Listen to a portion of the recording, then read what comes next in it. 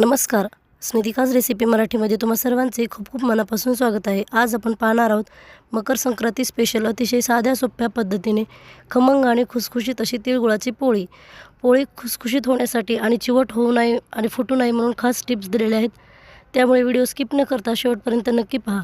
Video आवडल्यास एक like नक्की करा. चला तर मग रेसिपीला सुरुवात करूया. सर्वप्रथम आपण पोळी बनवण्यासाठी या ठिकाणी पीठ मळून घेऊया. त्यासाठी मी या ठिकाणी 2 वाटी गव्हाचे पीठ जे आहे ते चाळून घेतलेले आहे. या ठिकाणी आपल्याला गव्हाचे पीठ जे आहे ते चाळूनच वापरायचे आहे. मी या ठिकाणी 2 वाटी पीठ घेतलेले आहे. आता आपण त्यामध्ये 2 चमचे बेसन पीठ टाकून घेणार आहोत. बेसन पीठ अवश्य टाका, त्यामुळे पोळी जी आहे ते अतिशय खुसखुशीत अशी तयार होते आणि पोळी जी आहे ती अजिबात फुटत नाही. त्यामुळे मी या ठिकाणी 2 वाटी गव्हाच्या पिठासाठी 2 वाटी बेसन पीठ वापरलेलं आहे. आता आपण त्यामध्ये 1 चमचा मीठ टाकून घेतलेलं आहे. हे एकदम परफेक्ट असं प्रमाण सांगितलेलं आहे. आता आपण त्यामध्ये तुपाचं मोहन टाकून घेणार आहोत. तुम्हाला जर हवं असेल तर तुम्ही तेलही वापरू शकता. मी या ठिकाणी 2 चमचे तूप कडकडीत असं गरम करून घेतलेलं आहे. गरम तूप आपल्याला त्यामध्ये टाकून घ्यायचं आहे. तूप जे आहे ते या ठिकाणी आपल्याला थंड वापरायचं नाही, गरमच वापरायचं आहे. तुम्हाला जर हवं असेल तर तुम्ही तेलही गरम करून टाकू शकता. 2 वाटी पिठासाठी मी या ठिकाणी 2 चमचे तूप वापरलेलं आहे. तूप टाकून व्यवस्थित असं मिक्स करून घ्यायचं आहे. तूप जे आहे ते पूर्णपणे पिठाला लागलं पाहिजे अशा पद्धतीने. आता आपल्याला या ठिकाणी थोडं थोडं पाणी टाकून पीठ जे आहे ते छान असं घट्टसर मळून घ्यायचं आहे.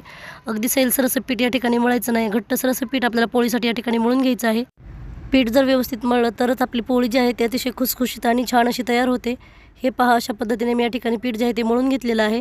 पीठ पूर्णपणे मळून झाल्याच्यानंतर आता आपल्याला त्यावरती अगदी थोडंसं तेल टाकून घ्यायचं आहे आणि तेल टाकून हे पीठ जे आहे ते आपल्याला आणखीन थोडा वेळ मळून घ्यायचं आहे. मी या ठिकाणी 1 चमचा तेल टाकून घेतलेलं आहे. आता आपलं पीठ जे आहे ते तयार झालेलं आहे. ते बाजूला ठेवून आपण सारण तयार करून घेऊया. त्यासाठी मी या ठिकाणी गॅसवरती कढई ठेवून घेतलेली आहे आणि त्यामध्ये आता मी या ठिकाणी 1 वाटी पांढरे तीळ जे आहेत ते टाकून घेतलेले आहेत. आता आपल्याला मीडियम गॅसवर हे तीळ जे आहेत ते छान असे खमंग भाजून घ्यायचे आहेत. गॅसची फ्लेम जी आहे ते मीडियमच ठेवायची आहे आणि सतत मिक्स करत पूर्णपणे तीळ जे आहेत ते तडतड होईपर्यंत आपण या ठिकाणी भाजून घेणार आहोत. तीळ थोडेसे भाजले की लगेच त्यामध्ये मी या ठिकाणी 1 चमचा खसखस टाकून घेतलेले आहे. खसखस अवश्य टाका, त्यामुळे पोळीला खरपूसपणा येतो आणि पोळी अतिशय छान अशी तयार होते. मी या ठिकाणी 1 चमचा खसखस टाकून घेतलेली आहे. खसखसही आता आपल्याला तिळाप्रमाणे छान अशी भाजून घ्यायची आहे. या ठिकाणी तिळगुळाची पोळी बनवत असताना आपल्याला सर्व साहित्य जे आहे ते एकाच वाटीने किंवा कपने मोजून घ्यायचं आहे. मी या ठिकाणी वाटीचं प्रमाण सांगितलेलं आहे आणि सर्व साहित्य मी या ठिकाणी वाटीनेच मोजून घेतलेलं आहे. आता तीळ जे आहेत ते आपले बऱ्यापैकी भाजून झालेले आहेत. आता आपण तीळ जे आहेत ते एका प्लेटमध्ये काढून थंड करून घेतलेले आहेत. त्याच कढईमध्ये आता मी या ठिकाणी अर्धी वाटी शेंगदाणे टाकून घेत आहे. ज्या वाटीने आपण तीळ घेतलेले आहेत त्याच वाटीने आपल्याला शेंगदाणे घ्यायचे आहेत. अर्धीच वाटी शेंगदाणे या ठिकाणी मी वापरलेले आहेत. शेंगदाणे हे या ठिकाणी आपल्याला मीडियम गॅसवरच छान असे साल तडकेपर्यंत भाजून घ्यायचे आहेत. आता आपण शेंगदाणे एका प्लेटमध्ये काढून थंड करून घेऊया. त्याच कढईमध्ये मी या ठिकाणी अर्धी वाटी सुकं खोबरं टाकून घेत आहे. ज्या वाटीने आपण सर्व साहित्य घेतलेलं आहे त्याच वाटीने या ठिकाणी मी अर्धी वाटी सुकं खोबरं टाकलेलं आहे. खोबरं आता आपल्याला छान असं भाजून घ्यायचं आहे. खोबरं काढल्याच्यानंतर त्याच कढईमध्ये मी या ठिकाणी अर्धी वाटी बेसन पीठ टाकून घेतलेलं आहे. बेसन पीठ आता आपल्याला मीडियम फ्लेमवर छान असं सतत मिक्स करत भाजून घ्यायचं आहे. 1 वाटी तिळासाठी मी या ठिकाणी अर्धी वाटीच बेसन पीठ वापरलेलं आहे. आता बेसन पीठ भाजत असताना आपल्याला या ठिकाणी तेल तूप काही न टाकता असंच छान असं खमंग भाजून घ्यायचं आहे. जास्तही करपून वगैरे न घेता, लालसर वगैरे न होता आपल्याला बेसन पीठ हलकंसं भाजून घ्यायचं आहे. मी या ठिकाणी बऱ्यापैकी बेसन पीठ भाजून घेतलेलं आहे. आणखी 1-2 मिनिट बेसन पीठ आपण छान असं भाजून घेऊया. आता बेसन पीठ भाजून झालेलं आहे. आपण गॅस बंद करून बेसन पीठ थंड करून घेऊया. अशा पद्धतीने मी या ठिकाणी सर्व साहित्य थंड करून घेतलेलं आहे. थंड करून घेतलेलं सर्व साहित्य आपल्याला व्यवस्थित असं मिक्स करून घ्यायचं आहे आणि या ठिकाणी मी शेंगदाण्याचे जे बऱ्यापैकी साल जे आहेत ते काढून घेतलेले आहेत. तुम्हाला जर हवं असेल तर तुम्ही काढू शकता, नाही काढले तरी चालतात.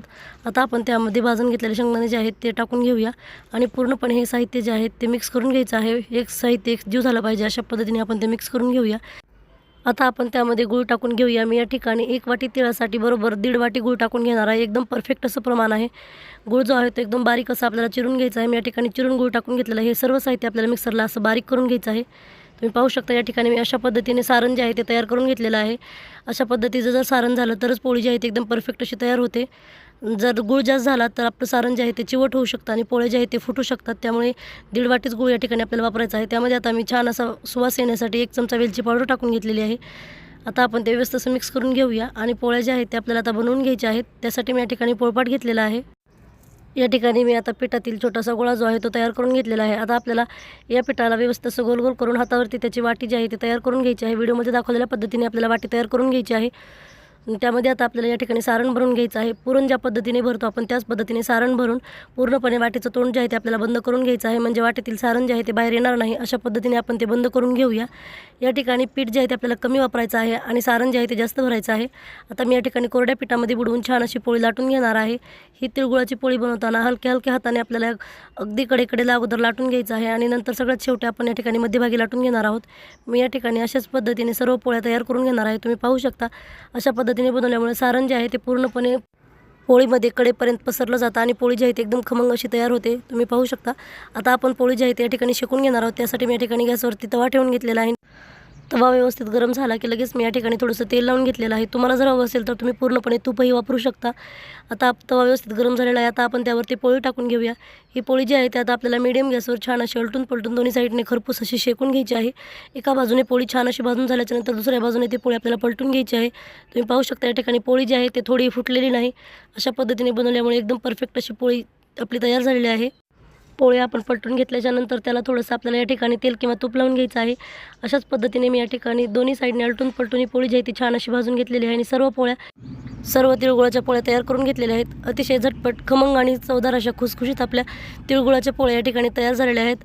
अशा पद्धतीने एक वेळेस रेसिपी नक्की ट्राय करून पहा. अतिशय झटपट होणारी आणि साधी सोपी ही रेसिपी आहे. एकदम परफेक्ट असं प्रमाण सांगितलेलं आहे. जर अशा पद्धतीने बनवल्या तर आपली तिळगुळाची पोळी जी आहे ते शेवटपर्यंत फुटली जात नाही, एकदम छान अशी तयार होते. अशा पद्धतीने रेसिपी एक वेळेस नक्की ट्राय करून पहा. तुम्हालाही खूप आवडेल. ही रेसिपी तुम्हाला कशी वाटली कमेंटमध्ये नक्की सांगा. व्हिडिओ आवडल्यास लाईक, शेअर आणि सबस्क्राईब करायला विसरू नका. पूर्ण व्हिडिओ पाहिल्याबद्दल धन्यवाद. पुन्हा भेटूया अशाच एका छानशा रेसिपीमध्ये.